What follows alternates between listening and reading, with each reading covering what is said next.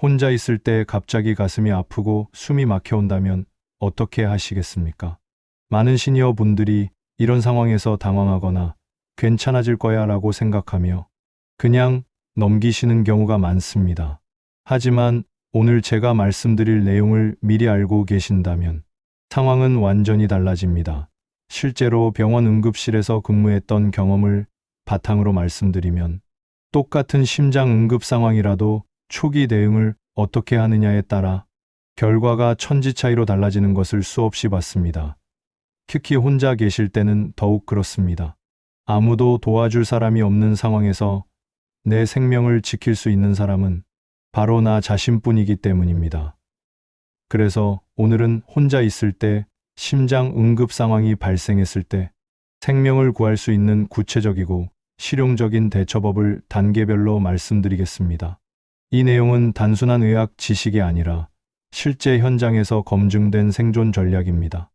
65세 이상 시니어 분들에게 특히 중요한 이유는 심장 관련 증상이 젊은 사람들과 다르게 나타나는 경우가 많기 때문입니다. 전형적인 가슴 통증이 아니라 숨이 가쁘거나 어지럽거나 식은땀이 나는 애매한 증상으로 시작되는 경우가 많아서 놓치기 쉽습니다. 하지만 오늘 내용을 숙지하시면 이런 미묘한 신호들도 정확히 파악하고 적절히 대응하실 수 있을 것입니다. 무엇보다 중요한 것은 이런 상황이 실제로 닥쳤을 때 당황하지 않고 차근차근 대응할 수 있는 준비가 되어 있느냐입니다. 오늘 말씀드릴 내용들은 모두 집에서 혼자서도 충분히 실행할 수 있는 방법들입니다. 특별한 의료 장비나 전문 지식이 필요한 것이 아니라 누구나 기억하고 실천할 수 있는 간단하면서도 효과적인 행동들입니다. 그런데 이런 간단한 행동들이 실제로는 생사를 가르는 결정적인 순간에 여러분의 생명을 지켜줄 수 있습니다. 첫 번째로 말씀드릴 내용은 심장 응급 상황의 초기 증상을 정확히 인식하는 방법입니다. 많은 분들이 심장마비나 협심증 하면 드라마에서 보는 것처럼 갑자기 가슴을 움켜쥐고 쓰러지는 모습을 떠올리십니다. 물론 그런 경우도 있지만 실제로는 훨씬 다양하고 미묘한 형태로 나타나는 경우가 많습니다. 특히 시니어분들과 여성분들의 경우에는 더욱 그렇습니다. 가장 대표적인 증상은 가슴 한가운데에서 느껴지는 압박감이나 조이는 듯한 느낌입니다. 마치 무거운 돌덩이가 가슴 위에 올려져 있는 것 같다고 표현하시는 분들도 많습니다. 이런 통증은 보통 15분 이상 지속되며 휴식을 취해도 쉽게 좋아지지 않습니다. 그리고 이 통증이 왼쪽 팔이나 어깨, 목, 턱 등으로 퍼져나가는 경우도 많습니다. 하지만 여기서 중요한 점은 모든 심장 응급 상황이 심한 통증으로 시작되는 것은 아니라는 것입니다.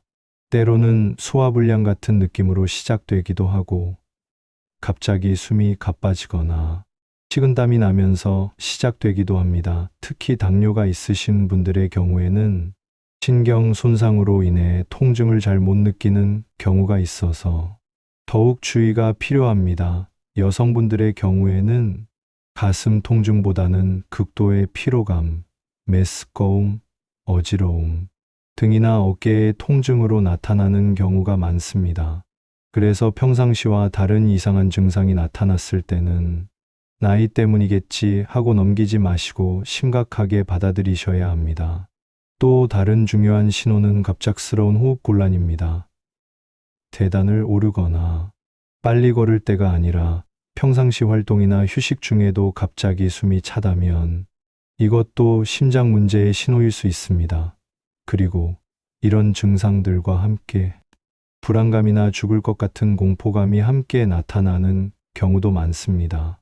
이는 우리 몸이 위험을 감지했을 때 나타나는 자연스러운 반응이므로 무시하지 마시기 바랍니다. 중요한 것은 이런 증상들이 하나씩 따로 나타날 수도 있고 여러 개가 함께 나타날 수도 있다는 점입니다.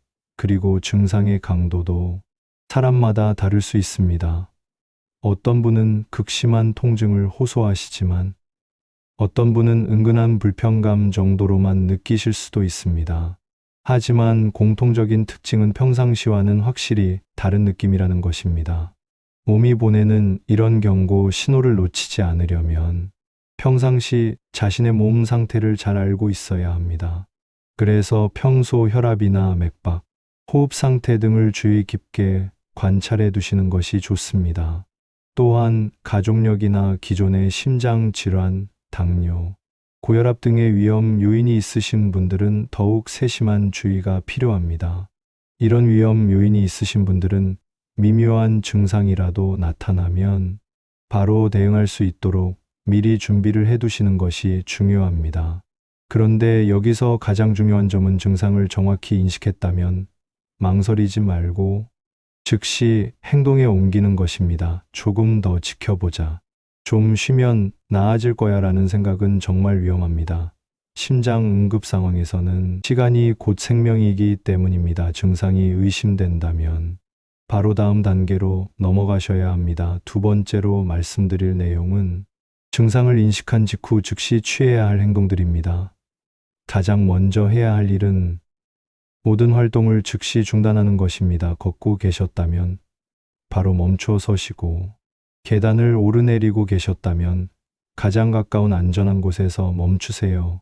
집 안에서 청소나 요리를 하고 계셨다면 그것도 바로 중단하셔야 합니다. 이유는 간단합니다. 우리가 몸을 움직일수록 심장은 더 많은 산소와 영양분이 필요하게 되고, 이미 문제가 생긴 상황에서는 심장에 더 큰 부담을 주게 되기 때문입니다. 특히 혈관이 막혔거나 좁아진 상황이라면 심장 근육이 필요로 하는 산소를 공급받기 어려운 상태이므로 추가적인 활동은 상황을 더욱 악화시킬 수 있습니다. 그래서 증상이 의심되는 순간 가장 먼저 해야 할 일은 심장을 쉬게 해주는 것입니다. 활동을 멈춘 후에는 가장 편안한 자세를 취하는 것이 중요합니다. 가장 좋은 자세는 상체를 약간 세운 반좌위 자세입니다. 완전히 눕는 것보다는 상체를 30도에서 45도 정도 일으킨 상태가 호흡하기에 훨씬 편안합니다. 소파나 의자에 앉아서 등받이에 기대거나 침대에서 베개를 등 뒤에 받치고 앉는 자세가 좋습니다. 만약 소파나 의자가 없다면 벽에 등을 기대고 앉으셔도 됩니다.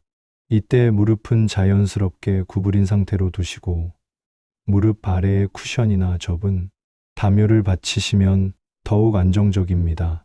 이 자세의 장점은 심장이 혈액을 전신으로 보내는데 필요한 에너지를 절약할 수 있다는 것입니다. 또한 호흡이 편해져서 산소 공급에도 도움이 됩니다. 자세를 잡으신 후에는 몸을 조이고 있는 옷들을 풀어주세요. 넥타이, 벨트, 브래지어, 조이는 상의 등은 모두 느슨하게 하거나 풀어서 혈액 순환에 방해가 되지 않도록 해야 합니다. 특히 목 주변을 조이는 옷은 내로 가는 혈액 공급에 영향을 줄 수 있으므로 반드시 풀어주시기 바랍니다. 그리고 체온 유지도 중요합니다.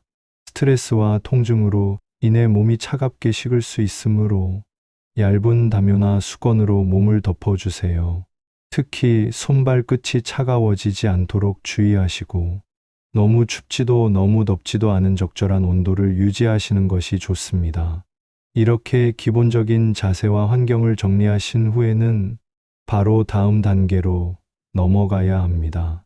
여기서 절대로 해서는 안 되는 행동들도 함께 말씀드리겠습니다. 첫째, 증상이 있는 상태에서 걷거나 계단을 오르내리거나 집 안을 돌아다니시면 절대 안 됩니다. 둘째, 물이나 음식을 드시는 것도 피하셔야 합니다. 응급 상황에서는 기도가 막힐 위험이 있고 나중에 의료진이 응급 처치를 할 때 방해가 될 수 있기 때문입니다. 셋째, 스스로 운전해서 병원에 가려고 하시면 안 됩니다. 운전 중에 증상이 악화되면 본인뿐만 아니라 다른 사람들까지 위험에 빠뜨릴 수 있습니다. 넷째, 일부에서 알려진 기침, CPR이라는 것을 시도하시면 안 됩니다. 세게 기침을 해서 심장 박동을 유지한다는 민간요법이 있지만 이는 의학적으로 입증되지 않은 위험한 방법입니다. 미국 심장협회에서도 공식적으로 권장하지 않는 방법이므로 절대 시도하지 마세요. 대신 지금까지 말씀드린 대로 안전한 자세를 취하고 다음 단계를 준비하시는 것이 훨씬 안전하고 효과적입니다. 기본적인 응급 자세를 취하신 후에는 무엇보다 중요한 것이 바로 구조 요청입니다. 아무리 올바른 자세를 취하고 준비를 잘해도 전문적인 의료 도움 없이는 한계가 있기 때문입니다. 그래서 세 번째로 말씀드릴 내용은 효과적인 구조 요청 방법입니다. 119에 신고를 할 때 많은 분들이 당황해서 제대로 상황을 설명하지 못하는 경우가 많습니다. 하지만 명확하고 간단한 정보 전달이 빠른 구조의 핵심입니다. 전화가 연결되면 가장 먼저 말씀하셔야 할 것은 현재 상황입니다. 심장마비가 의심됩니다. 또는 가슴이 아프고 숨이 찹니다와 같이 핵심 증상을 간단 명료하게 말씀하세요. 그 다음에는 정확한 주소를 말씀해야 합니다. 시, 구, 동, 아파트명, 동수, 호수까지 정확하게 알려주시고 가능하다면 대문 비밀번호나 현관문 상태도 함께 알려주세요. 세 번째로 중요한 정보는 혼자 있다는 사실입니다. 지금 혼자 있습니다 라고 명확히 말씀하시면 구조대가 상황을 파악하고 적절한 대응을 할 수 있습니다.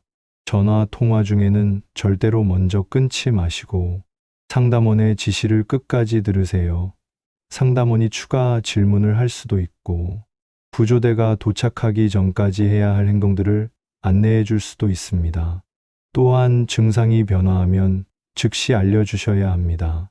전화기를 스피커폰으로 설정해 두시면 양손을 자유롭게 사용할 수 있어서 다른 필요한 행동을 하는 데 도움이 됩니다. 스마트폰 사용자라면 통화 중에 스피커 아이콘을 터치하시면 됩니다. 119에 신고를 하신 후에 해야 할 중요한 행동 중 하나는 현관문을 열어두는 것입니다. 구조대가 도착했을 때 문이 잠겨 있으면 귀중한 시간을 낭비하게 됩니다. 문을 열고 가능하다면 현관불도 켜두시면 구조대가 더 쉽게 찾을 수 있습니다.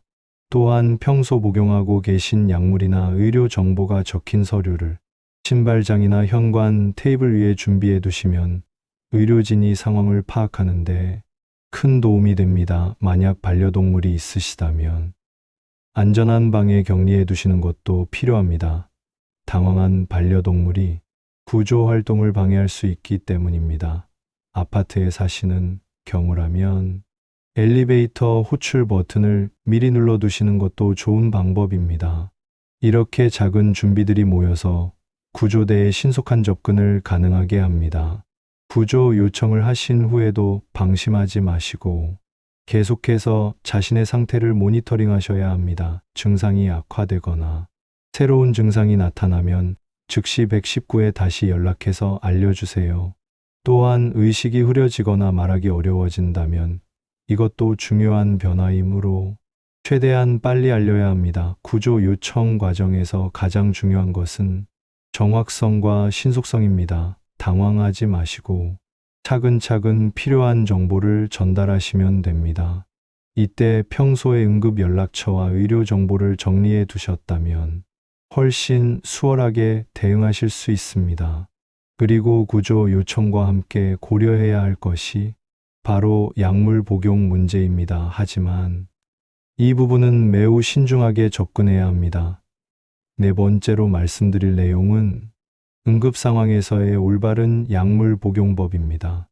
많은 분들이 심장 응급 상황이 발생하면 아스피린이나 니트로글리세린 같은 약물을 떠올리십니다. 실제로 이런 약물들이 도움이 될 수 있는 것은 사실입니다. 하지만 아무나 아무 약이나 복용해도 되는 것은 절대 아닙니다. 가장 중요한 원칙은 본인이 평소에 처방받아서 복용하고 있던 약만 사용해야 한다는 것입니다. 다른 사람의 약이나 처음 보는 약은 절대로 복용하시면 안 됩니다. 먼저 니트로글리세린에 대해 말씀드리겠습니다. 이 약은 협심증이나 심근경색, 병력이 있는 분들에게 의사가 미리 처방해주는 응급약입니다. 보통 작은 정제나 스프레이 형태로 되어 있으며 혀 밑에 놓고 녹이거나 뿌려서 사용합니다. 니트로글리세린을 복용하실 때는 반드시 앉은 자세에서 하셔야 합니다. 서 있거나 누워서 복용하면 갑작스러운 혈압 저하로 인해 어지러움이나 실신이 올 수 있기 때문입니다. 복용 후에도 계속 앉은 자세를 유지하시고 증상의 변화를 주의 깊게 관찰하셔야 합니다. 보통 5분 이내에 효과가 나타나지만 효과가 없다고 해서 계속 추가로 복용하시면 안 됩니다. 의사의 지시나 처방전의 안내에 따라서만 사용하셔야 합니다. 다음으로 아스피린에 대해 말씀드리겠습니다. 아스피린은 혈전 형성을 억제해서 막힌 혈관을 뚫는 데 도움이 될 수 있습니다. 하지만 아스피린도 함부로 복용하시면 안 되는 약입니다. 특히 위장 문제가 있으시거나 출혈성 질환이 있으시거나 다른 혈액 희석제를 복용하고 계신 분들은 아스피린 복용이 오히려 위험할 수 있습니다. 또한 아스피린에 알레르기가 있으신 분들도 절대 복용하시면 안 됩니다. 만약 평소에 의사로부터 응급 상황에서 아스피린을 복용하라는 지시를 받으신 분이라면 보통 300mg 정도를 씹어서 복용하도록 안내받으셨을 것입니다. 중요한 점은 반드시 씹어서 복용해야 한다는 것입니다. 물과 함께 삼키는 것이 아니라 씹어서 흡수를 빠르게 해야 효과적입니다. 하지만 이 경우에도 반드시 119와 연결된 상태에서 의료진의 지시에 따라 복용하시는 것이 가장 안전합니다. 약물 복용과 관련해서 절대 하시면 안 되는 것들도 있습니다. 첫째, 남이 준 약이나 인터넷에서 본 민간요법을 시도하시면 안 됩니다. 둘째, 평소 복용 중인 약이라도 임의로 용량을 늘려서 복용하시면 안 됩니다. 셋째, 약물 복용 전후에 물이나 음식을 드시면 안 됩니다. 넷째, 약을 복용했다고 해서 안심하고 다른 대응을 소홀히 하시면 안 됩니다. 약물은 어디까지나 보조적인 수단일 뿐이고 가장 중요한 것은 신속한 전문 의료진의 도움을 받는 것입니다.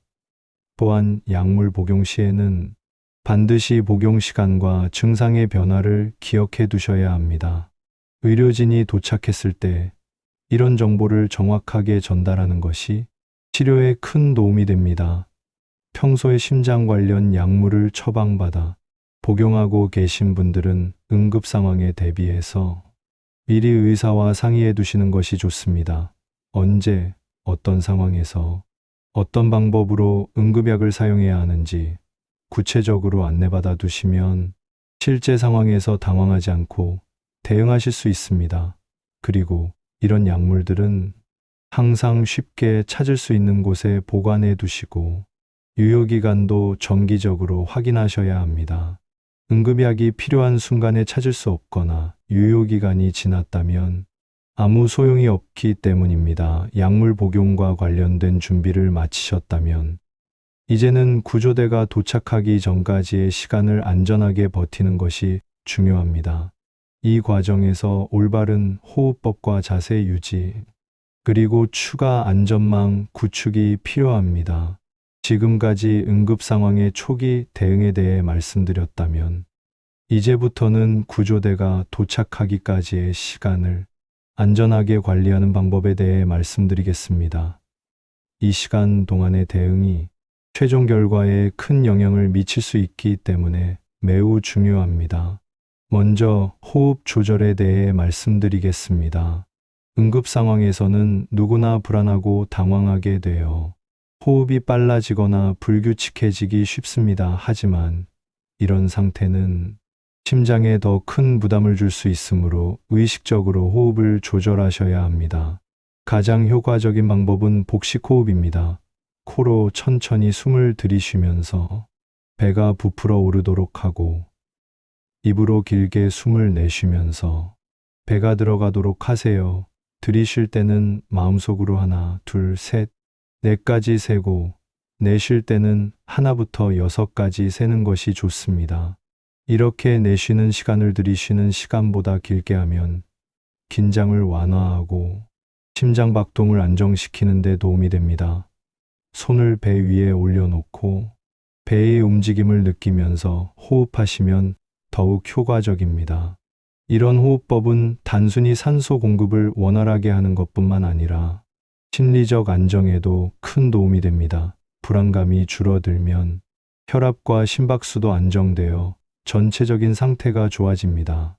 호흡 조절과 함께 중요한 것은 올바른 자세를 계속 유지하는 것입니다.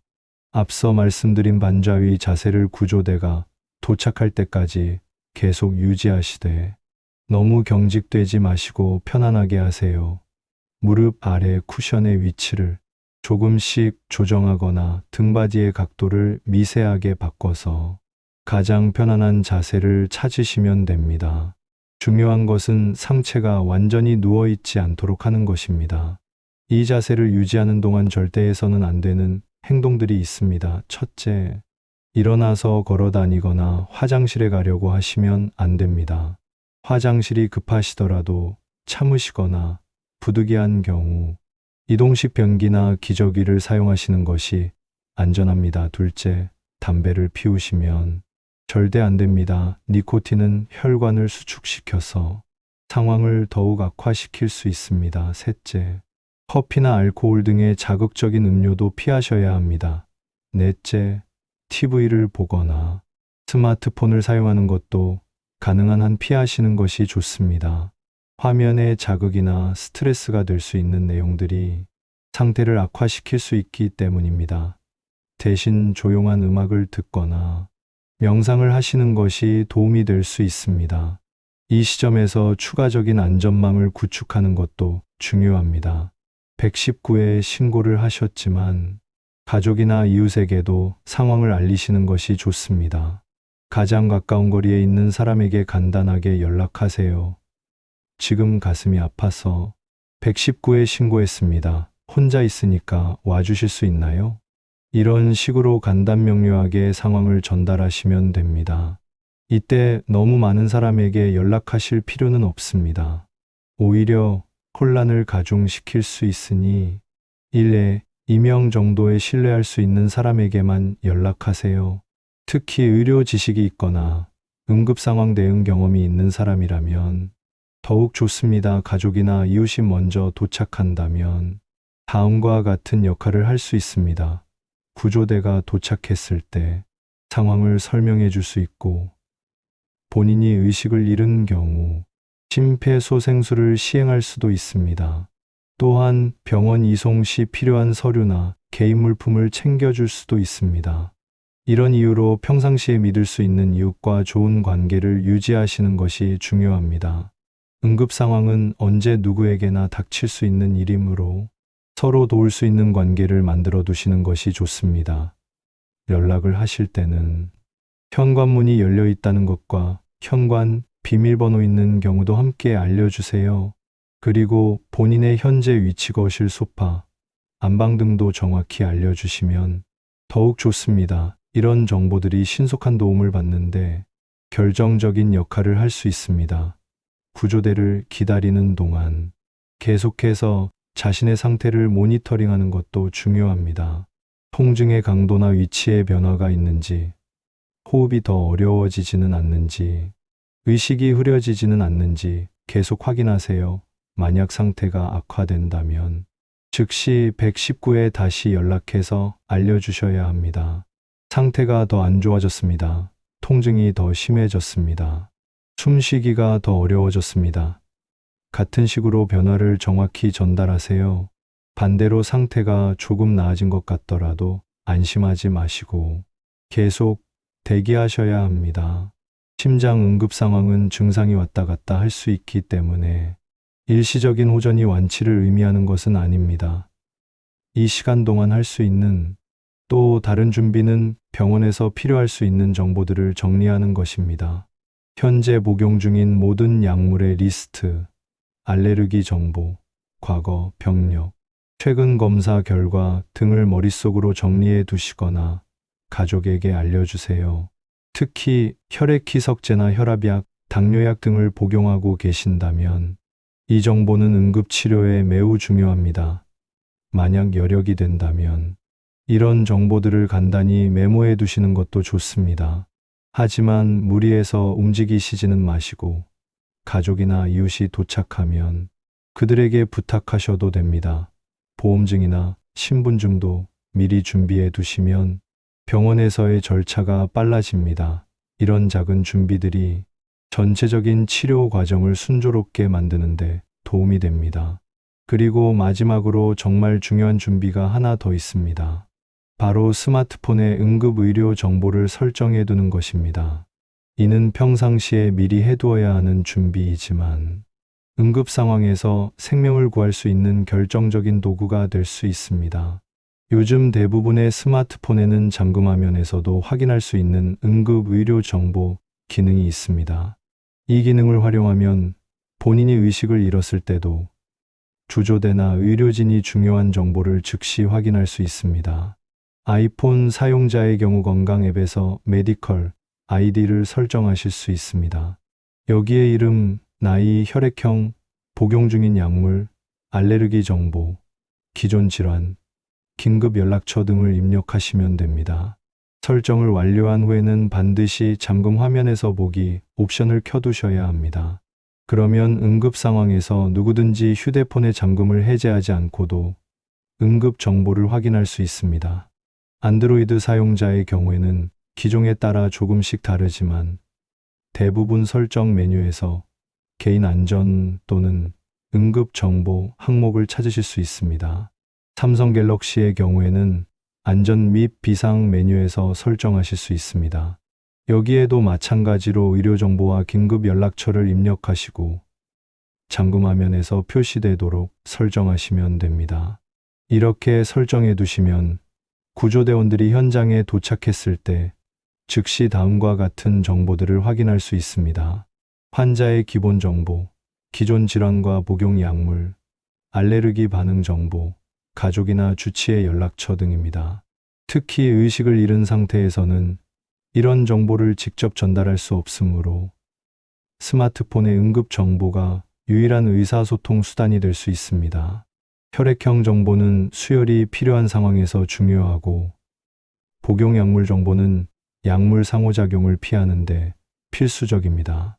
알레르기 정보는 치료 약물 선택에 결정적인 영향을 미칠 수 있습니다. 이런 정보들이 신속하게 전달되면 응급치료의 효과와 안전성이 크게 향상됩니다. 응급정보 설정 시 주의할 점들도 있습니다. 첫째, 정보는 항상 최신 상태로 유지하셔야 합니다. 새로운 약물을 복용하게 되거나 기존 약물을 중단하게 되면 즉시 업데이트하세요. 둘째, 긴급 연락처는 24시간 연락 가능한 사람으로 설정하시고 여러 명을 등록해 두시는 것이 좋습니다. 셋째, 너무 자세한 정보보다는 응급 상황에서 꼭 필요한 핵심 정보 위주로 입력하세요. 넷째, 개인정보 보안에 신경 쓰시되 응급 상황에서는 생명이 우선이라는 점을 기억하세요. 이런 디지털 응급 정보와 함께 아날로그 방식의 준비도 병행하시는 것이 좋습니다. 지갑에 응급 카드를 넣어두거나 냉장고나 현관문에 응급 정보를 붙여두는 것도 도움이 됩니다. 특히 시니어분들의 경우 스마트폰 사용이 익숙하지 않으실 수 있으므로 여러 가지 방법을 함께 활용하시는 것이 안전합니다. 가족들과 이런 정보를 공유해 두시는 것도 중요합니다. 응급 상황에서 가족이 대신 정보를 제공할 수 있도록 미리 준비해 두세요. 또한 정기적으로 가족회의를 통해 응급 상황 대응 계획을 점검하고 업데이트하시는 것도 좋은 방법입니다. 평소에 이런 준비를 철저히 해두시면 실제 응급 상황에서 당황하지 않고 차분하게 대응하실 수 있습니다. 그리고 이런 준비 과정 자체가 응급 상황에 대한 이해를 높이고 예방의식을 강화하는 데도 도움이 됩니다. 응급 정보 설정은 한 번 해두면 계속 활용할 수 있는 투자이므로 오늘 당장 시간을 내서 설정해 두시기를 강력히 권합니다. 본인뿐만 아니라 가족 모두의 스마트폰에 이런 설정을 해두시면 가족 전체의 안전을 크게 향상시킬 수 있습니다. 이제까지 응급 상황 발생부터 구조대 대기까지의 전 과정을 단계별로 말씀드렸습니다. 마지막으로 이 모든 내용을 정리하고 실제로 실천할 수 있는 구체적인 행동 계획을 세우는 것이 중요합니다. 아무리 좋은 지식도 실제 상황에서 활용하지 못하면 의미가 없기 때문입니다. 먼저 오늘 배운 내용들을 간단히 정리해 보겠습니다. 증상 인식에서부터 시작해서 즉시 멈추기, 올바른 자세 취하기, 구조 요청하기, 적절한 약물 복용, 호흡 조절과 추가 안전망 구축, 그리고 디지털 응급 정보 준비까지 총 7단계로 구성되어 있습니다. 각 단계는 독립적으로도 중요하지만 전체적으로 연결되어 하나의 완전한 대응 시스템을 만들어냅니다. 이제 이런 지식을 실제로 활용하기 위한 실천 계획을 세워 보겠습니다. 먼저 오늘 당장 할 수 있는 일들이 있습니다. 스마트폰의 응급 의료 정보를 설정하세요. 이는 30분 정도면 충분히 할 수 있는 일이지만 그 효과는 엄청납니다. 복용 중인 약물 리스트를 정리해서 지갑에 넣어두거나 냉장고에 붙여두세요. 가족이나 이웃 중에서 응급 상황에서 연락할 수 있는 사람을 정해두고 그분께도 미리 이야기해 두세요. 집 안에서 응급 상황이 발생했을 때 가장 안전하고 편안한 장소를 미리 정해 두세요. 보통은 거실, 소파나 안방이 좋습니다. 이번 주 안에 할 수 있는 일들도 있습니다. 가까운 병원의 위치와 연락처를 확인해 두세요. 특히 스문의 시간 응급실이 있는 병원을 알아두시는 것이 중요합니다. 동네에 있는 자동제세동기 AED의 위치를 확인해 보세요. 아파트 관리사무소, 동네 마트, 지하철역 등에 설치되어 있는 경우가 많습니다. 가족들과 함께 응급 상황 대응에 대해 이야기해 보세요. 각자의 역할을 정하고 연락 체계를 구축해 두는 것이 중요합니다. 이번 달 안에 할 수 있는 일들은 다음과 같습니다. 정기 건강검진을 받아서 현재 심장 상태를 정확히 파악해 두세요. 특히 심전도, 혈압, 콜레스테롤 검사는 필수입니다. 응급처치, 교육을 받아보세요. 지역 보건소나 적십자사에서 시니어, 대상 응급처치, 교육을 실시하는 경우가 많습니다. 집 안의 안전 환경을 점검해 보세요. 미끄러운 바닥, 어두운 조명, 방해가 되는 가구 배치 등을 개선하여 응급 상황에서의 안전을 확보하세요. 평상시 생활 습관도 개선해 보세요. 규칙적인 운동, 건강한 식단, 금연, 절주 등은 응급 상황 자체를 예방하는 가장 좋은 방법입니다. 하지만 무엇보다 중요한 것은 이런 지식을 혼자만 알고 있는 것이 아니라 주변 사람들과 공유하는 것입니다. 부모님, 배우자, 형제자매, 친구들에게 오늘 배운 내용을 전해주세요. 응급 상황은 언제 누구에게나 일어날 수 있는 일이므로 많은 사람들이 알고 있을수록 더 안전한 사회가 됩니다. 특히 같은 또래의 시니어 친구들과 이런 정보를 나누는 것이 매우 중요합니다. 정기적으로 만나서 건강 정보를 교환하고 서로의 안전을 챙겨주는 네트워크를 만들어 보세요. 이런 사회적 안전망이 개인적 준비만큼이나 중요합니다. 그리고 계속해서 새로운 정보를 업데이트하는 것도 필요합니다. 의학 지식과 응급처치 방법은 계속 발전하고 있으므로 정기적으로 최신 정보를 확인해 보세요. 하지만 기본 원칙은 변하지 않습니다. 신속한 인식, 즉각적인 대응, 전문적인 도움 요청, 그리고 안전한 대기입니다. 이 네 가지 원칙만 기억하셔도 대부분의 응급 상황에서 올바른 판단을 하실 수 있을 것입니다. 마지막으로 응급 상황에 대한 두려움보다는 준비된 마음가짐을 갖는 것이 중요합니다. 충분한 준비와 올바른 지식이 있다면 응급 상황도 충분히 극복할 수 있습니다. 오늘 배운 내용들을 정기적으로 복습하시고 실제 상황에서 당황하지 않도록 마음의 준비도 해두세요. 건강한 노후를 위해서는 질병을 예방하는 것이 가장 중요하지만 만약의 상황에 대한 준비도 반드시 필요합니다. 오늘 말씀드린 내용들이 여러분의 소중한 생명을 지키는데 도움이 되기를 진심으로 바랍니다. 그리고 이런 정보를 필요로 하는 다른 분들에게도 꼭 전해주시기 바랍니다. 건강하고 안전한 노후를 위해 우리 모두 함께 노력합시다.